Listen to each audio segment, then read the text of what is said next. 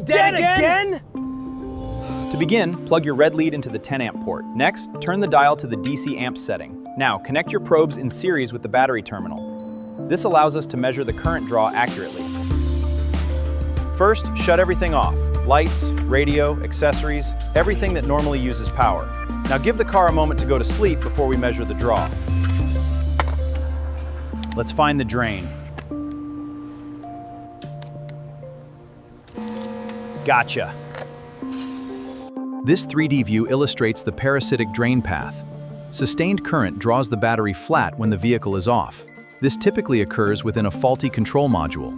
Once the car goes to sleep, the reading should drop very low. Around 20 to 50 milliamps is common on many modern cars, point to a problem. Much higher than that, it's time to find what's staying on. Now we're going to narrow down exactly what's draining the battery.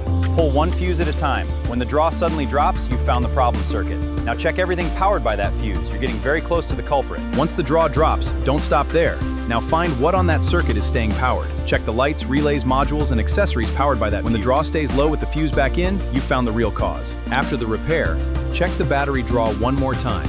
If the reading stays low, the unwanted drain is gone. That means the repair worked. Now remove the meter and reconnect the battery normally. Double-check the fuse, terminals, and anything you disconnected. Then start the car and make sure everything works.